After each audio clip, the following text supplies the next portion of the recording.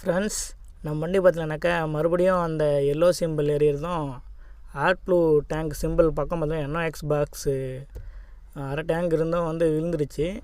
இதுக்கு முன்னாடி பார்த்தீங்கன்னாக்கா நம்ம ஷோரூமில் விட்டு கேட்டோம், அது சென்சார் ப்ராப்ளம் அப்படின்னு சொல்லிட்டு லேப்டாப் போட்டு கிளியர் பண்ணி விட்டாங்க. அந்த எல்லோ கலர் சுவிட்சையும் ஆட் ப்ளூ NOx பாக்ஸ் வந்தாலும் பிரச்சனை இல்லை, ஓட்டுங்க, இன்னும் ஆகாது அப்படின்னு சொன்னாங்க. நம்ம ஓட்டினோம், அதே மாதிரி எந்த பிரச்சனையும் வராமல் இருந்தது. இந்த டைம் என்னென்னா ஹாட் ப்ளூ ஆயில் பார்த்திங்கனாக்கா பாதியில் இருக்குது. ஏன்னா ஓட்ட குறையும். நான் 2 நாளாக ஓட்டுறேன், அந்த ஹாட் ப்ளூ ஆயில் சிம்பிள் பார்த்திங்கன்னா பாதியிலே இருக்குது.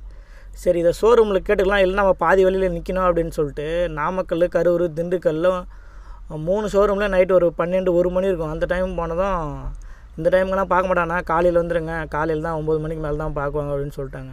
இவங்க சர்வீஸ் மட்டும் 24/7 பார்க்குறேன் அப்படின்னு சொல்கிறாங்க.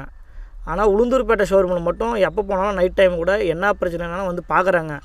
அது ரொம்ப பெரிய பிரச்சனைனா காலைல பார்த்துக்கிறாங்க, சின்ன சின்ன பிரச்சனை நைட்டே முடித்து கொடுக்குறாங்க.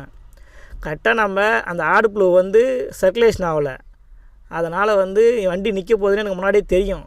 சரி, நம்ம தூத்துக்குடி போய் இறக்கிட்டு ரெடி பண்ணிக்கலாம் அப்படின்னு சொல்லிவிட்டு நான் அப்படியே மதுரை தாண்டி வந்தேன். கரெக்டாக எனக்கு மதுரை தாண்டி வந்து ஆட் ப்ளூ பிளாக் ஆகி சர்க்குலேஷன் ஆகாத பிளாக் ஆகி வண்டி ரிப்பேர் ஆகிடுச்சு.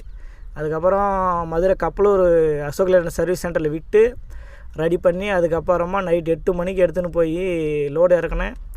இது வேறு அர்ஜென்ட் லோடு, கொஞ்சம் டைமிங் லோடு ஏற்றின்னு வந்துட்டேன். கரெக்டாக இந்த டைமில் பார்த்து ப்ராப்ளம் வந்துடுச்சு. அதுக்கப்புறமா 8 மணிக்கு போய் லோடு இறக்கினா சரி பண்ணிவிட்டு எல்லா பிரச்சனையும்.